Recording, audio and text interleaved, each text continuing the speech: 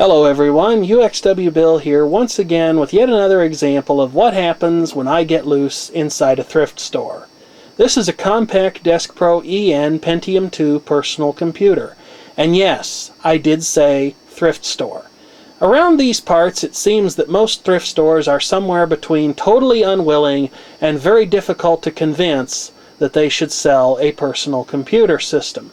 And that's something that's been backed up by many people who comment here, as I suppose most thrift stores are unwilling to want to assume the liability involved with selling used computer equipment that might well contain someone's data. This machine came from a thrift store that I don't get a chance to frequent very often, and when I inquired, they said that not only do they have no problem selling computers, but that when computers come in the door, they go right out on the sales floor, and I've got to admit, that's a pretty impressive display of bravado. I really hope that no one decides to cause trouble for them and ruin it for everyone, but I'm afraid that probably will happen at some point. As I mentioned, this is a Pentium II based machine designed for Microsoft Windows NT or 98. There's not a whole heck of a lot to look at here on the front panel. As with other Compaq Deskpro machines, it's very likely that this machine contains a business audio speaker that allows it to play basic sounds generated by the onboard sound hardware. There's a floppy drive with a custom bezel. If you ask me, actually looks a little goofy and out of place. Followed by a CD-ROM drive, somewhere probably between quad and 8-speed. And then another empty bay in the bottom for expansion use. Over here, of course, is the power button. Up top we have the machine's model and serial number information. There's a power LED, a hard disk LED, and you can see that someone has written on the front of the case, Box 2 SRV, which tells me that in a previous life this machine was some kind of a server. Now when I power it up, I don't know what we'll find, but maybe we'll get to see some of what it did in a previous life. Let's take a look at the case here. This machine is extremely well built. This case is really wildly heavy. I haven't put this machine on a scale yet, but I would say it weighs somewhere between 25 and 30 pounds. You can see a nice little set of punched ventilation holes in the side of the case metal. More writing on the side of the machine. I don't have any idea what that means. And then on the back here, we have the power supply fan, the power connection. This power supply is not auto-ranging. You have to manually choose 115 or 230 volts AC operation. Over here are a couple of expansion slots. A machine this old has probably got both PCI and ISA slots, maybe even some combination slots. It is new enough that it has USB hardware. There's the onboard audio connectors for line in and headphones out, line out, microphone connections. A set of PS2 ports for your keyboard and mouse, a parallel port, two serial ports, and over here we have a video card connector, and I think there might be a sideways hint as to what this machine spent its life doing when it was a server. It looks like it may have been a web server. You can see the former remains of a little worker spider there. So anyway, there's another set of punched hole vents on the other side. And I wanted to see what was inside this machine before I bought it, but I couldn't figure out how to get the case off in the thrift store. This actually had me stopped for a while, maybe an embarrassing thing to admit to, though I will take the bet that someone out there probably wondered how to get one of these open, and if you don't know, I will show you here in just a moment. It's not too far unlike the Compaq Deskpro EX Pentium III series machines that came out later on. So let's go ahead and see how the case comes off and what's inside. Alright, now as I mentioned, this is not too far unlike the later Deskpro EX Pentium III machines, especially the small form factor ones, although those clearly benefited from some improved engineering. What you do, there are two spring-loaded plastic tabs on each side of the case. You push them in, and then you can pull the case cover free of the machine. After that, it simply lifts off. However, I must say, these are not quite as nice. They're not anywhere near as nice. I don't know if I can do that or not. They're not anywhere near as nice as the ones that are found on the later machines. These things feel very cheap and as though they might break off. And I would imagine that if they break off, you're probably going to have a heck of a time getting into the machine. I've seen a couple of Deskpro EX Pentium II machines where the push-in tabs were broken off, but you could usually still work them by just pressing your fingers on the underlying metal. This, you might have to get a little bit violent or even engage some tools. But with the case cover off, you can definitely see the internals of the machine, and while it's nowhere near as dusty as some I've come across, have we ever got a case of dust bunnies. This must have been a very hard-working server from the amount of helper dust bunnies and the little helper spider that we just saw at the back end. Starting with this system's video card, let's go ahead and have a look at some of the hardware in here.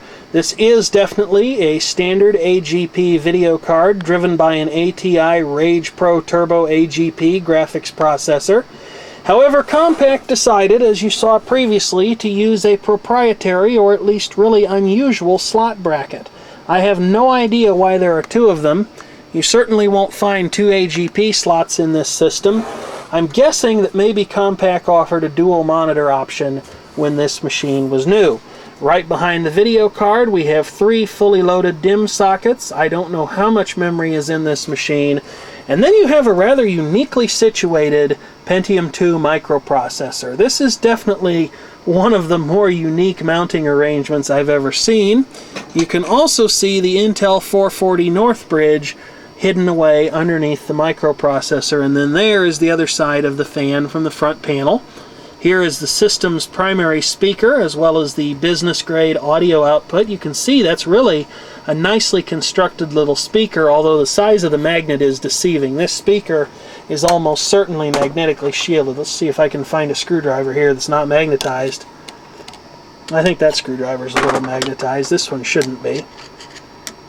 Yeah, stuff sticks to that a little bit, but not very much, so it's clear that speaker has at least rudimentary magnetic shielding. And then on the motherboard we can see that there is more dust, although this is by far and away not the worst system I have ever seen. Right here is the National Semiconductor Multiple I/O controller. This will have the floppy disk controller as well as the serial, parallel, and probably PS2 ports for which it is responsible. Just to give you an idea of what the dust looks like in here, and yes, I have a very weird sense of humor. But I think it's time to go ahead and clean this computer up, and I'll be right back. You know, I finally got tired of there never being any snow here in Illinois, so I finally took matters into my own hands, and I've just got to say, wow, although this was pretty tedious, really amazed me how much snow they managed to stick in this one can. It was almost enough to do the whole neighborhood. Okay, now as you can see, I've gone outdoors to finish cleaning this computer, but I would like to take the moment to point out that if you're using a Jeep to clean your computer, it probably means that you're doing something wrong, and I'm afraid I see a white Mercury Grand Marquis coming. Sir, I need you to step away from the vehicle now. Uh-oh. Well, leave it to me, I'm an expert. See, what did I tell you? No big deal, I'm an expert. You might not be able to buy off a real cop, but you can certainly buy off the keykeeper. As it turns out, he's pretty cheap, too. So let's get started on this.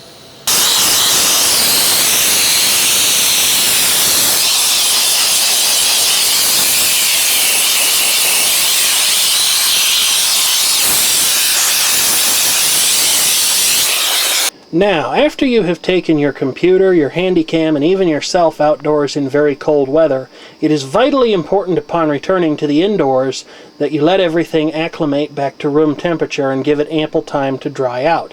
Condensation is the mortal enemy of electronics. In the computer, it will create unintended short circuits. In the handycam, it can do the same, but it also comes with the added ride-along bonus of causing a potential tape tangle if moisture should appear on the head drum or the tape itself. And I don't know how well protected the average candy ham is against such cases. I also recommend not spending too much time in the cold outdoors like I did, because you'll run the very real risk of freezing your persimmons. But as you can see, it definitely paid off taking this computer outside and blowing all the dust out of it, because a dusty computer is a cool running computer, and a cool running computer is, of course, a long-lived computer.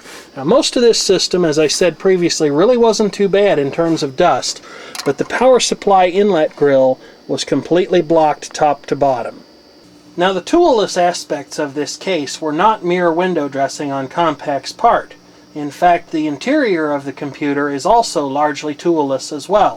For example, after disconnecting the power supply connector as well as the disk storage connectors from the other side of this riser board, it's possible to operate these two green levers and carefully lift the expansion card riser out. However, I have overlooked the fact that the speaker connector runs through a guide plate that is part of the fan assembly. But with care, you can pull this entire assembly out of the system unit for further cleaning if you so desire. It also makes it possible to more easily install certain types of expansion cards, especially if you have a particularly large expansion card. Here you can see the backside of the expansion riser, as well as some of the connectors on it. Leading the way with the connectors is the power supply connection, which, while it looks like a standard ATX plug, is almost certainly not wired as such. Then there is a 34-pin floppy drive connector, followed by the two 40-pin connectors for the onboard primary and secondary IDE channels. Over to the left is a small blue connector that is utilized for the front panel power switch, the power and hard drive LEDs, and then a feature that is rather unique to the Compaq Deskpro line. Like other business-grade computers, such as the IBM Personal System 2, there is a means by which the system can be secured. Unlike the PS2, which relies upon a manual lock and key, you can see that Compaq opted to use a special locking solenoid. This solenoid can be software controlled by the system BIOS, and a password may also be set so that the users cannot readily adjust the state of the solenoid. When the solenoid is locked, the computer is secured to at least an extent against theft of its internal options. There is also, on top of this riser assembly, a switch that can detect if the case has been removed, and if the case is locked, this switch can also serve to provide an alert that the system was opened perhaps by an unauthorized person, and that the installed hardware options should be checked to make sure that none of them are missing. Rounding out the connectors on the back of this I/O riser is a CD audio connector, of which more later. Once you have disconnected all of the cables from the expansion and I/O riser, you're free to lift up this cage, which contains not only the hard drive, but also the floppy drive and the CD-ROM, and it simply tilts forward. This allows you to remove any drive from this cage. Again, it is toolless. You can see that there are means by which the hard drive can be removed without tools. Over on the other side, if I don't send everything flying here with a loud crash, you can also see that there are means by which the optical and floppy drive can also be removed. And finally, you can see the unutilized space, although there sure isn't very much of it underneath this cage. You can also see the hinge upon which it can pivot, which means you can't completely remove it from the system, but you can certainly flip it out to the point where it is largely outside the case. And here's one last big look at the major highlights of the motherboard. With the dust removed, you can better make out the details on the system's clock battery. You can also see the Compaq logo on the board. I would not be surprised if, as with other systems from a similar time frame, if Compaq had put a special piece of artwork and perhaps even the initials of the engineers who worked on the board. The microprocessor is an Intel Pentium II clocked at 266 megahertz. The board indicates that it has jumpers to support up to a 400 megahertz processor. Perhaps it could go beyond that unofficially, but it's very probable that the 400 megahertz processor is the fastest that was available or foreseen by the Compaq engineers when this system was designed. You can also see that Compaq has applied a thermal sensor to the Intel Pentium II microprocessor. It should certainly be interesting to see if that sensor can be tapped in software, as a system this old largely predates the standardized approach where hardware sensors are governed by the low pin count I/O controller. In fact, this system definitely does not use a low pin count I/O controller. That is the National Semiconductor multiple I/O controller right there on the board. Over here you can see the system's audio hardware, and unlike later systems which use the AC97 method, placing part of the sound hardware inside the system's south bridge and placing the other part of the system's hardware in a so-called AC97 codec IC that lives outside. the south bridge. This system actually integrates a fully functional PCI sound card, an ESS audio drive. You can see it's an ESS, I believe that's a, I can't quite read it, and there the focus just went to pieces, but maybe you can. So there's the sound chip, and right next to it is a Philips TDA series audio amplifier, which is not only used to provide power amplification for the system's onboard speaker, but probably also to provide for the headphone output, which may in fact be amplified enough such that it could actually drive small speakers. Well, that's pretty much everything there is to say about the hardware in this system. Let's see if I can put this mess back together and we'll power it up. Well, it looks like a computer once again, or at least like it did before I took it apart. So let's power it up and see if any 6-foot flames shoot out, or if it isn't broken, you haven't been fixing it nearly long enough. I've gone ahead and hauled out this barely Super VGA capable 14-inch Hewlett-Packard monitor. Again, we'll have to be a little bit careful with this in our tests, because if a 1992 era XGA2 can overdrive this monitor, I'm sure that an ATI Rage GPU could actually set fire to it, and that's not as much of a joke as you might think it is. The horizontal output stage in particular in a monitor can actually go up fairly violently if the monitor is being driven past its specs badly enough, or if it's a particularly cheap and nasty monitor. But I've got the monitor power turned on. Let's go ahead and see what happens when I turn on the computer here. Hard drive spins up, and we've got a Compaq logo, as well as an hourglass in the lower portion of the screen. Now you'll notice there's a short string that says PCID underneath the Compaq logo. These machines actually allow you, again within the BIOS, to input a short string of relevant information such as a company name or a system ID tag. But let's go ahead and see what this thing boots up to. That hourglass doesn't seem to actually be animated, at least it's not doing anything terribly interesting. And we have an error. 1782 disk controller failure. 128 megabytes of installed memory, so I'm guessing 164 megabyte DIMM and two 32 megabyte DIMMs. And it looks like I have actually connected the hard drive to the wrong IDE channel, so I'll have to go inside the system and fix that up. Let's go ahead and see what this thing boots into.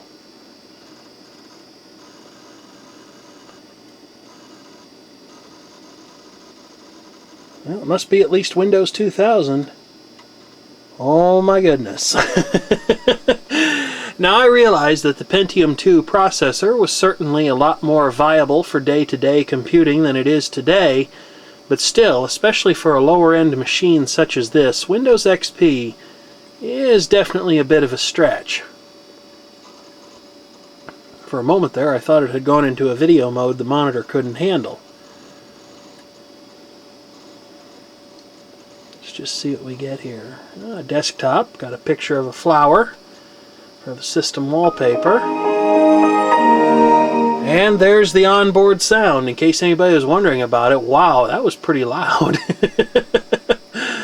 So let's just take a look at this thing's specifics. This is definitely not the kind of platform that you want to run Windows XP on regularly, because it's, you know, it's RAM challenged, it's processor challenged. Let's just see if we go into system information here, under accessories, system tools, where is that thing? There it is, system information. Of course, it helped if I wasn't trying to use the mouse with the wrong hand. But somewhere in amongst all of this stuff, it will tell us just how much of the system's memory remains free. And at this very moment in time, the available physical memory is about 46.69 megabytes. Really not as bad as I would have expected it to be. I would have been surprised if it had more than about 30 megabytes of the installed memory free. Let's see what else we can do with this thing. Now, I've spent just a little bit of time playing with the software on this machine, and much to my surprise, it seems that someone installed a fresh, clean copy, or at least a relatively fresh and clean copy. As you can see, the title bar color has been changed, as has the system wallpaper, of Windows XP, but there is no trace of additional application software, user data, anything like that, any hint to this machine's past. I went ahead and set the mouse so that I could use it with the left-handed configuration and hold the camera with the right hand. And while I've been playing around with the system's hardware, I've noticed a few interesting things here and there. The system audio that you saw on the motherboard earlier is an ESS audio drive 1869. And while it has no controls for things like bass and treble adjustment, it does allow the user to enable a so-called 3D audio effect. However, that would definitely make no difference when you're listening on a single speaker system such as this. But speaking of the sound, let's go ahead and just try that out. I've got the Windows Media Player up here in the background. Just go ahead and pop a CD in this machine and see what it thinks of that. Go ahead and give it a listen. That's as good a way as I can think of to demonstrate the audio quality. It's thinking about the track list there. Got the track list up. Got a visualization. And some weird noise from the speaker. It didn't sound entirely happy.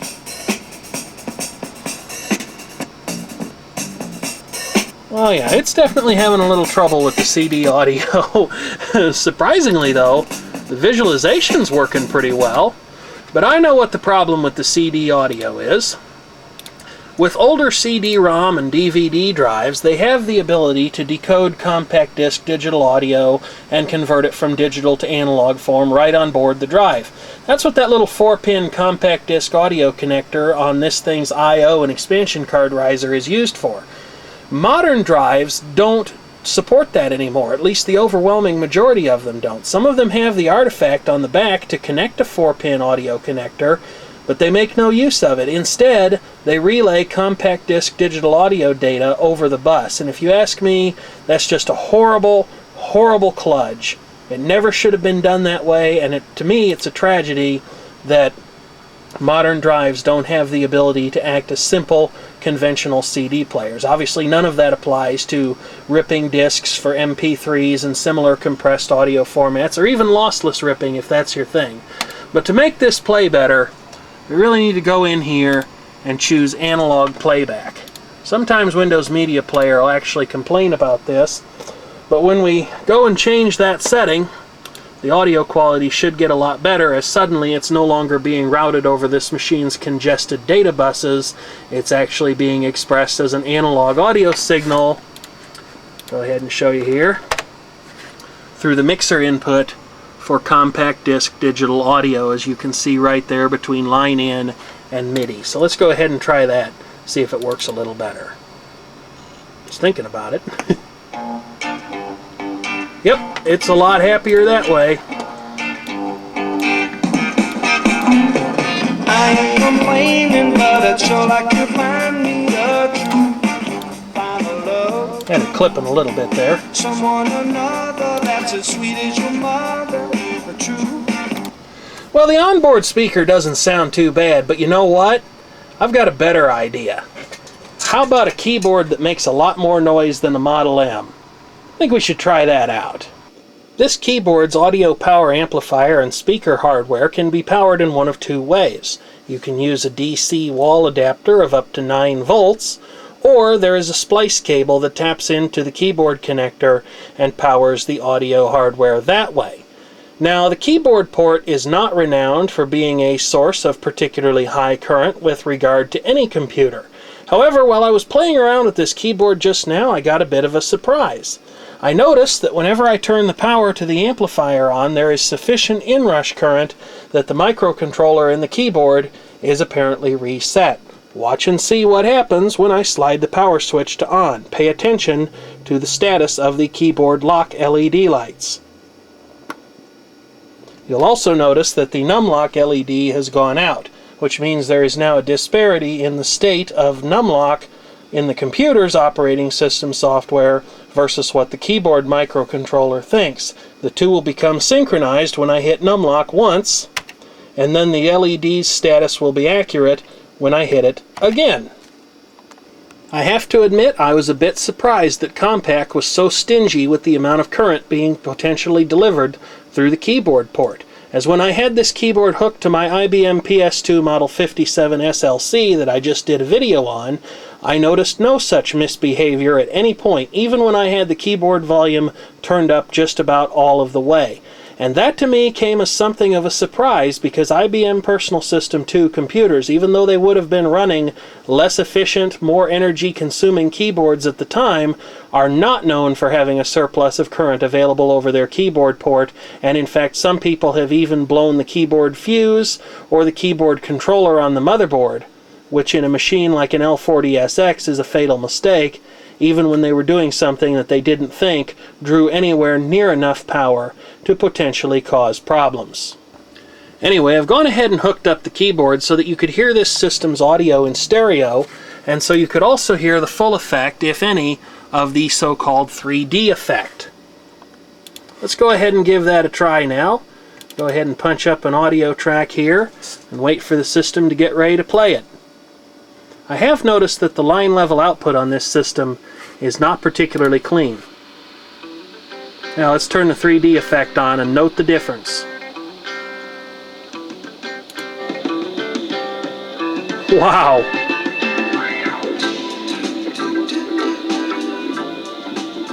Turn it off. On. That's really quite an impressive difference. I wouldn't say it sounds particularly good, but if you like that sort of thing, it definitely is there. And when you combine it with the built-in SRS stereo expansion on this keyboard, you can do some positively evil things. I am, of course, just the sort of person to try such a horrific audio experiment, and I doubt the results are going to be anything even remotely resembling good. I believe I just heard a million audio files cry out in terror, and guess what, folks? I ignored them all.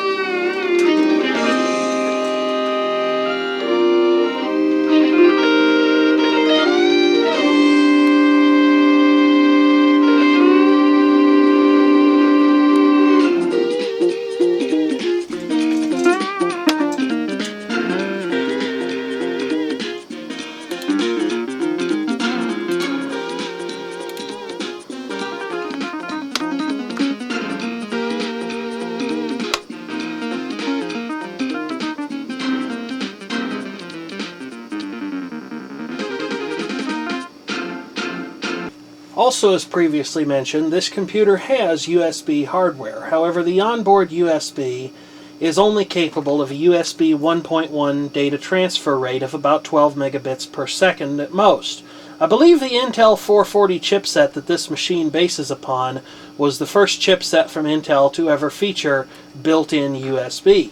You can, however, use modern USB 2.0 peripherals without issue. However, Windows will issue a warning saying that the best performance you're going to get is reduced as compared to what you would get if you plug the USB device into a USB 2.0 port.